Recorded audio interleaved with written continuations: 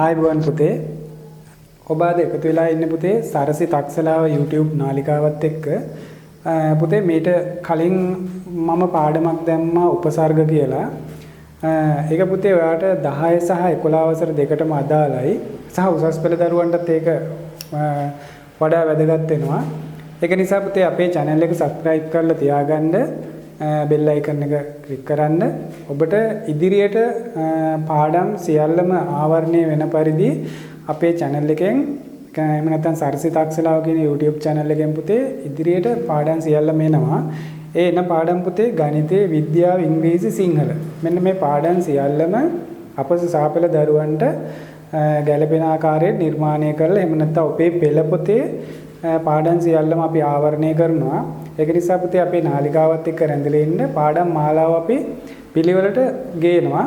ඔබට ඔබේ ඉලක්කය ජය ගැනීමට එහෙම නැත්නම් සාපෙළ කියන ඉලක්කය ජය ගැනීමට ඒක පුතේ පහසුවක් වෙයි. ඒක නිසා මම නැවතත් කියනවා සරසි තක්සලාව කියන එහෙම නැත්නම් සරසි এডুকেෂන් කියන YouTube නාලිකාවත් එක්ක සම්බන්ධ වෙලා ඉන්න. ඔබේ ජයග්‍රහණය තහවුරු කරගන්න ඔබට යම් පිටිවහලක් ඒකෙන් අත් කරගන්න පුළුවන්.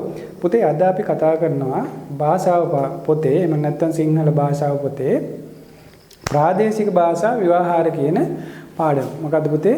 ප්‍රාදේශික භාෂා ව්‍යවහාර. මම බෝඩ් එකේ ලියන්නම්. ප්‍රාදේශික භාෂා ව්‍යවහාර. ප්‍රාදේශික ව්‍යවහාර. ප්‍රාදේශික ව්‍යවහාර. පුතේ ප්‍රාදේශික ව්‍යවහාර. මේක පුතේ 10 වසර සහ 11 වසර පාඩම් එහෙම නැත්නම් පෙළ පොතේ මෙන්න මේ වසර දෙකටම අදාළයි. අපි සාමාන්‍ය පෙළ විභාගයේදී මේකෙන් පුතේ බහුවර්ණ පේපරේට කෙටි ප්‍රශ්න එනවා. එහෙම නැත්නම් දෙවෙනි පේපර් එකේ රෝම ඉලක්කම් 1 ඉඳන් අපි දන්නවා රෝම ඉලක්කම් 10ට යනකම් තියෙන කෙටි ප්‍රශ්න ටිකක් මෙන්න මෙතෙන්වත් එනවා. එහෙම නැත්නම් බහුවර්ණ පේපරේට මේකෙන් අපිට ප්‍රශ්න කීපයක් නිර්මාණය වෙනවා. හරි. මොකද පුතේ ප්‍රාදේශීය භාෂා ව්‍යවහාර කියලා කියන්නේ? ප්‍රාදේශීය භාෂා ව්‍යවහාර. පුතේ ප්‍රාදේශීය භාෂා ව්‍යවහාර කියලා කියනවා අපි ප්‍රදේශයකට සීමා වෙච්ච භාෂාවකට. මේක පුතේ ප්‍රදේශයකට සීමා වුණ නිසා අපි මේකට කියනවා ප්‍රාදේශීය කියලා. ප්‍රදේශයකට සීමා වුණ නිසා මේක ප්‍රාදේශීය වෙනවා. එතකොට පුතේ අතීතයේ මෙන්න මේ ප්‍රාදේශීයව භාෂාවේ විවිධතා තිබුණා. වර්තමානයේ වෙන විට මේ විෂමතාවය ගොඩක් අඩුයි. ඒකට හේතුව තමයි පුතේ අධ්‍යාපනය සහ මාධ්‍ය. අධ්‍යාපනය සහ මාධ්‍ය. මෙන්න මේ කාරණා නිසා මිනිසුන් අතර තිබ්බ පරතරය නැත්තම් දුරස්ථභාවය වර්තමානයේ වෙනකොට අඩු වෙලා තියෙනවා. මම නැවතත් කියන්නම්. පුතේ ප්‍රාදේශික ව්‍යවහාර කියලා කියනවා එක ප්‍රදේශයකට යම්කිසි සීමා වෙච්ච එහෙම නැත්නම් යම්කිසි ප්‍රදේශයකට සීමා වුණ භාෂාවකට අපි කියනවා ප්‍රාදේශීය භාෂාවක් කියලා. අන්න මෙන්න මේ ප්‍රාදේශීය භාෂාව එහෙනම් අපේ රටේ තිබුණා පළාත් කීපයක. එහෙම නැත්නම් අතීතයේ පළාත් කීපයක මේවා තිබුණා. එන්නේ පළාත් පුතේ කෙටියෙන්ම සඳහන් කරොත් මේකේ පළවෙනි එක විදිහට අපිට මම මේ පැත්තකින් ලියන්නම් වෙන පෑනකින්. පුතේ මෙන්න මේ ටික අපිට ලියන්න පුළුවන්. 1 බින්තැන්න. 1 බින්තැන්න. බින්තැන්න. 2 මොනරාගල. මොනරාගල. මොනරාගල. 3 දිගාමඩුල්ල. දිගාමඩුල්ල. 4 සබරගමුව. සබරගමුව. 5 සත්කෝරළය. සත්කෝරළය. 6 වන්නිය. 7 වෙනි එක මම මෙතන ලියන්නම්. 7 නුවර කලාවිය. නුවර කලාවිය මේක තනි එකක්. 8 රුහුණ.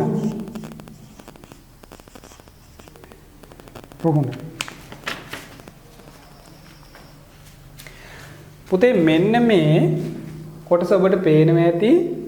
මෙන්න මේ කියන පළාත් එහෙම බින්තැන්න මොහරාගල දිගාමඩුල්ල සබරගමුව සත්කෝරළේ වන්නිය නුවර කලාවිය සහ රුහුණ මෙන්න මේ කියන ප්‍රදේශවල තමයි ප්‍රාදේශීය භාෂා ව්‍යවහාරයේ වැඩිපුරට ව්‍යාප්ත වෙලා තිබුණේ. අතීතේ වර්තමානයේ වෙන විට පුතේ මෙන්න මේ වගේ තිබුණු ප්‍රාදේශීය භාෂා ව්‍යවහාරය ඈත් වෙලා තියෙනවා. එහෙම නැත්නම් ක්‍රමයෙන් අභාවයට යමින් තියෙන එකට හේතුව පුතේ අධ්‍යාපනය සහ මාධ්‍යයයි. අධ්‍යාපනය සහ මාධ්‍ය කියලා කිව්වේ පුතේ මාධ්‍යයේදී මොකද්ද කරන්නේ? ලංකාවෙම තියෙන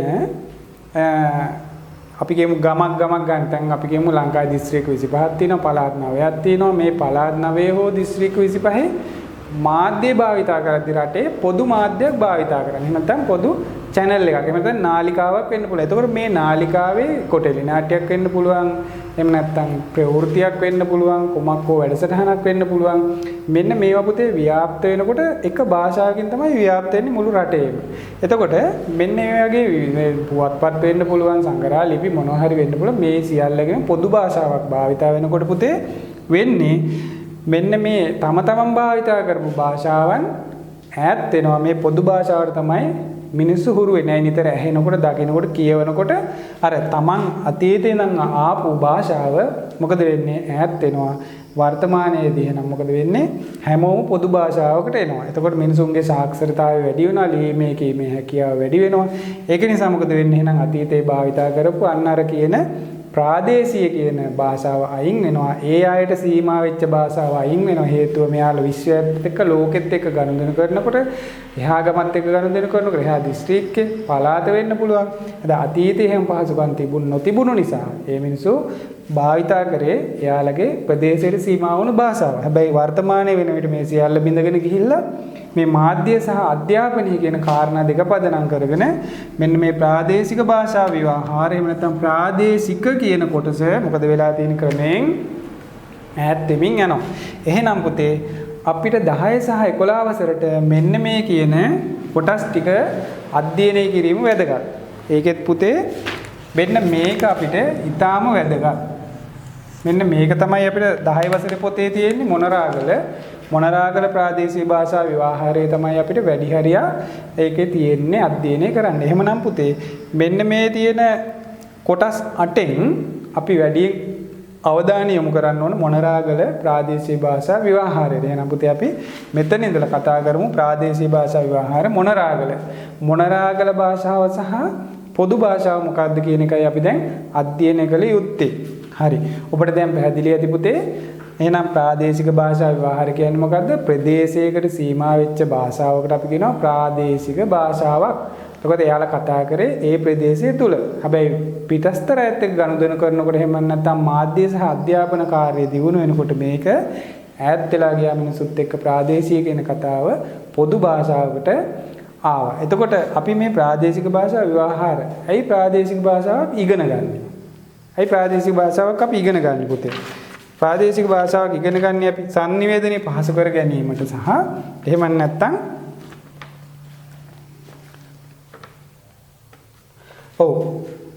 sannivedanaye පහසු කර ගන්න.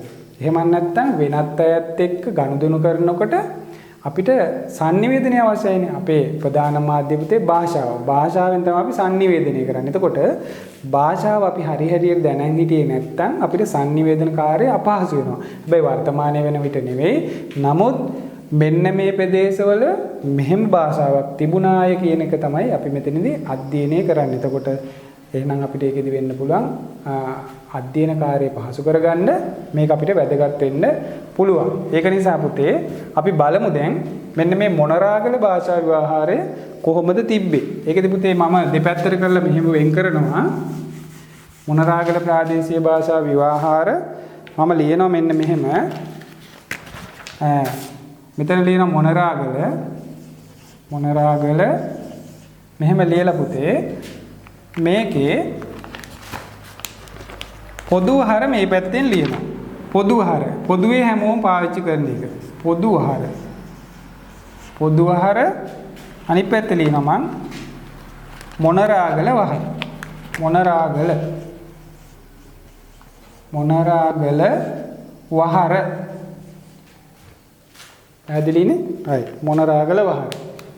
එතකොට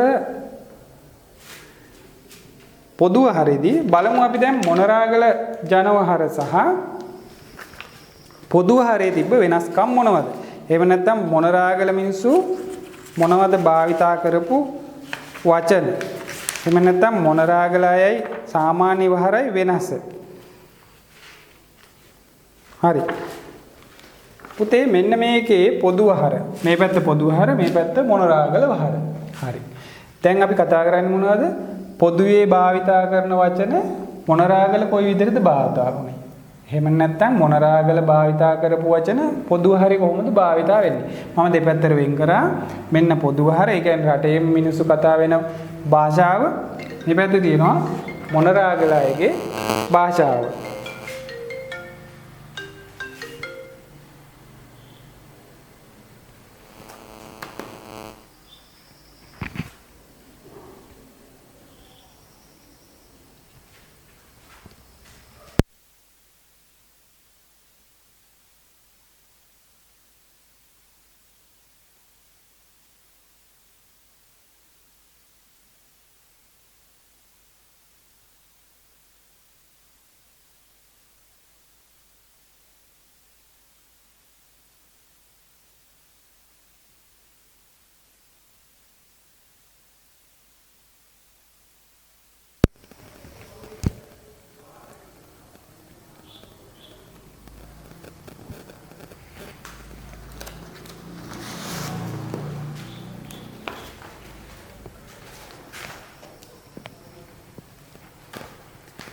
හරි පුතේ පොදු ආහාර සහ මොනරාගල වහර අපි බලමු පුතේ පොදු ආහාරේ අපි සාමාන්‍යයෙන් පොදු ආහාරේ වැටවල් ගොඩක් වචන නැහැ සාමාන්‍ය මේකේ අධ්‍යයනය කරන්න තියෙන වචන ටික විතරක් අපි ඉගෙන ගමු පුතේ පොදු ආහාරේ අපි වැටවල් කියනවා මේකට අපි මොනරාගල කියනවා මොනවද වැටන් පුතේ මෙතන විශේෂත්වය තමයි අපි වල් කියනකොට මෙයාලයකට බිඳුව තමයි භාවිතා කරන්නේ මේ බලන්න අපේ වැට කියන එක සමානයි මේකෙත් වැට සමානයි හැබැයි වල් මෙන්න මේ කියන කොටසට මෙයාලා භාවිතා කරනවා බිඳුව ඒ වගේ තමයි අනික දොරවල් අපි දැන් දොරවල් කිව්වොත් මෙයාලා දොරක් අපි කිව්වොත් ඇලවල් කිව්වොත් මෙයාලා ඇලන් අන්න ඒ වගේ පුතේ භාෂාවේ වචන සියල්ල මේ විදිහ. එහෙනම් එයාලගේ වල් කියන කොටස නෑ මෙයාලගේ තියෙන්නේ බිඳුවයකට භාවිතා කරනවා. right. එහෙනම් අපි පොදු ආහාරයේ වැටවල් මොනරාගල ඒවට කියන්නේ වැටන්. අපි ඇලවල් කිව්වොත් එයාලා ඇලන්. එහෙනම් පුතේ දෙවෙනි වචනේ විදිහට අපි බලමු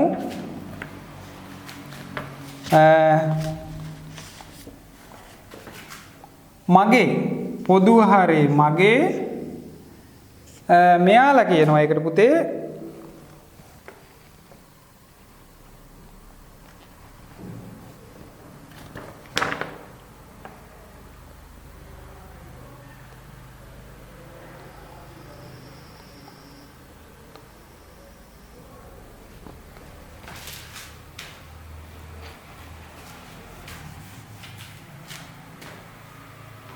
පුතේ මෙතන මගේ නෙමෙයි තමාගේ කියන කොටසට මෙයාලා කියනවා මා එහෙම නැත්නම් මයි මා නැත්නම් මයි මෙයාලා ඔක තමයි පාවිච්චි කරන්නේ මේක පුතේ මම වචන තමාගේ කියන එකට අපි පොදු ආහාරේ තමාගේ මොනරාගලයි මා නැත්නම් මයි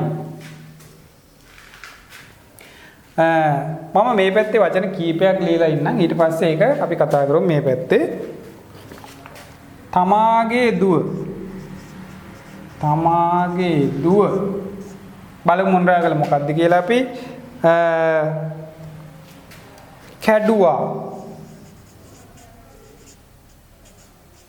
කැඩුවා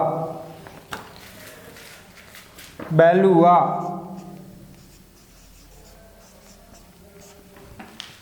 පේනව නේද? ඒකත් පේනවා හරි.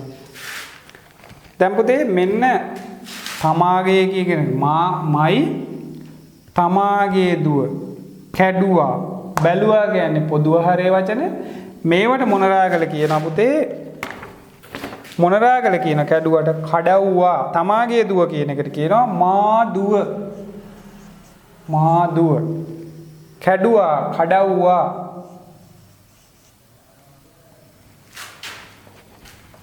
කඩවුවා කියලා අපි කියනවා. කැඩුවා එයාලගෙන් කඩවුවා. කඩවුවා. බැලුවා බලවුවා. බලවුවා. මෙන්න මේ විදිහට තමයි පුතේ වෙනස් වෙන්නේ. මෙන්න තියෙනවා පොදු වහර, මේ පැත්තේ තියෙනවා මොනරාගල වහර. මේ විදිහට තමයි පුතේ වෙනස් වෙන්නේ. ඊළඟ වචන ටික පුතේ මේ විදිහට ලියාගමු.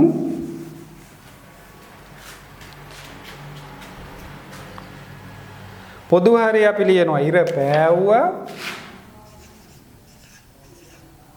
ඉර පෑවුවා. ඉර පෑවුවා. මේ පැත්තේ දැක්කා. දැක්කා. රැවිලා. රැවිලා. රැවිලා. මෙන්න මේ ටික ලියාගෙන ඊළඟ ටික බලමු අපි. ඉර පෑවුවා. මෙයාලා කියනවා මොකද්ද? ඉර පෑවුවා. ඒකට ඉර පෑයියා. ඉර පෑයියා. එයාලා කියන්නේ ඉර පෑයියා කියලා. දැක්කා කියන එකට මෙයාලා කියන්නේ දුටා.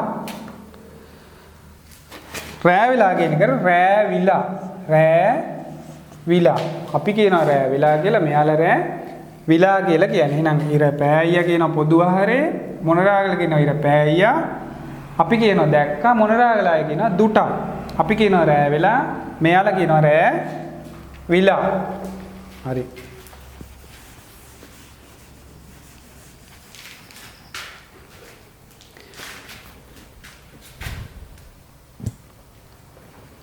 මෙන්න මේ වචන දෙක පුතේ වැදගත් ඈ. විසිකලා. විසිකලා. විසිකලා. නිදාගත්තා. නිදාගත්තා. නිදාගත්තා. මෙන්න මේ දෙක පුතේ තරුවක් හරි දාලා ලියාගන්න. මේක අපිට පුතේ විභාගෙදී නිතර අහන ප්‍රශ්න දෙකක් මෙන්න මේ දෙක. ඒක නිසා මේකට තරුවක් හරි දාලා ලියාගන්න. මෙන්න මේ දෙක හරිම විශේෂයි. මේ දෙක විසිකලා. මේකට කියනවා ගහමව්වා. ගහමව්වා. පොදු ආහාරයේ විසිකලා.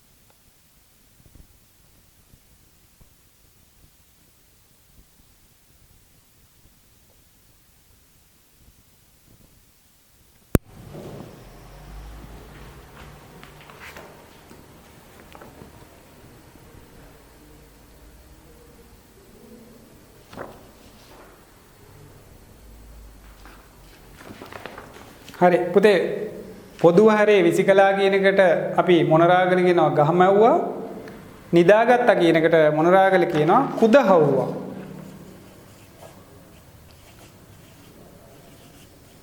කුදහව්වා. පුතේ මෙන්න මේ වචන දෙක ඊටාම විශේෂයි. ඒකයි මම තරුවක් දාගන්න කිව්වේ මේක නිතර සාපේල විභාගෙදී අහනවා අවුරුදු ගානක අහලා තිබ්බා. ඒක නිසා මෙන්න මේ වචන දෙක විශේෂ කරලා තියාගන්න. මේකේ බොහෝ දුරට අහන්න සම්භාවිතාවය වැඩි. ඒක නිසා ඒක පොඩ්ඩක් හයිලයිට් කරලා තියාගන්න.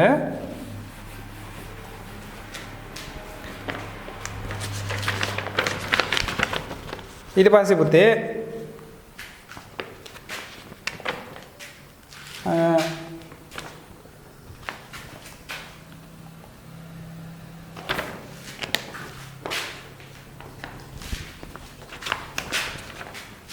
පොදුව හරේ කොහෙද? කොහෙද? මොනවද? කොහෙද? මොනවද? පැපොල් වට්ටක්කා මෙන්න මේවට පුතේ මොන රාගලයි කියන්නේ මොනවද? කොහෙද කියන එකට මොන රාගල කියන්නේ කොහා. අපි සාමාන්‍යයෙන් කොහා කියන්නේ අවුරුදු කාලයට අපිට අවුරුදු කාලේ ළඟා වුණා කියලා අපි කියන්නේ. එහෙමනේ ජනවහරේ. හැබැයි ඒකේ විද්‍යාත්මක කතාව ඒක නෙවෙයිනේ. නමුත් කොහෙද කියන එකට මොන රාගලයි කියන්නේ කොහා කියලා. මොනවද කියන එකට මෙයාලා කියනවා මොනා. මොනා කියලා කියන්නේ පැපොල්. මේක සම්පූර්ණ වෙනස් පුතේ. පැපොල් වලට මොන රාගලයි කියන්නේ අඹ කියලා. අපි පැපොල් මොන රාගලයි කියන ඒවට අඹ කියලා. අපි පැපොල් කියනවට එයාලා කියන්නේ අඹ කියලා. වට්ටක්ක වලට එයාලා කියනවා පුහුල්. මේ බලන්න පුතේ සම්පූර්ණව වෙනස් මේ දෙක. අපිට හිතා ගන්නත් අමාරුයි. පැපොල් කියන එකට එයාලා අඹ කියනවා. අපි වට්ටක්ක කියන එකට එයාලා කියනවා පුහුල් කියලා.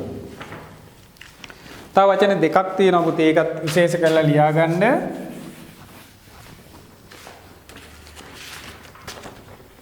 කිරියල. කිරියල වලට කිරියල කිරියල කුරුල්ලෝ එලවනවා. කුරුල්ලෝ එලවනවා. කුරුල්ලෝ එලවනවා. ලෙලි ගහනවා. ලෙලි ගහනවා. මෙන්න මේ තුනට පුතේ මොන රාගලයි කියනවා මෙන්න මෙහෙම. කිරියල. කිරියල වලට මෙයාලා කොකිස් කියනවා. කොකිස් සම්පූර්ණ වෙනස්. අපි කියනවා කිරියල වල කියලා. මෙයාලා කියනවා කිරියල වලට කොකිස් කියලා. කුරුල්ලෝ එලවනවා කියන එකට පුතේ කියනවා කුරුල්ලොන්ට එයාලා කියනවා සකලයෝ. එලවනවා කියන එකට එයාලා කියනවා අඹනවා කියන. එහෙනම් මෙයාලා කියනවා සකලයෝ අඹනවා. අපි කුරුල්ලෝ එලවනවා කියනවා. මෙයාලා කියනවා සකලයෝ අඹනවා කියලා ඒකට. ලෙලි ගහනවා. අපි පොදුව හරේ ලෙලි ගහනවා. මෙයාලා කියන එකට ඔයනවා කියලා. ඔයනවා. අපි කියන දැන් පොල් ලෙලි ගහනවා. මෙයාලා කියනවා පොල් ඔයනවා කියලා.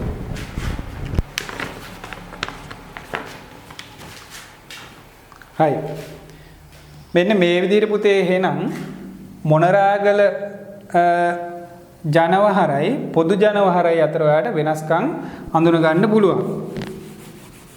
පුතේ මේකේ ඊට පස්සේ අන්න අර කලින් මම සඳහන් කරා මේකේ දැන් එනවා බින්තැන්න මොනරාගල තිගාමඩුල්ල සත්කෝරලය වන්‍ය රුහුණ නුවර කලාවිය. මෙන්න මේ කියන ප්‍රදේශවලත් පුතේ ප්‍රාදේශීය භාෂා ව්‍යවහාර අපිට කෙටි අධ්‍යයනයක් කරන්න වෙනවා. ඒ ටිකත් මම තව පාඩමකින් ගේනවා පුතේ. ඒක බලාපොරොත්තු වෙන්න.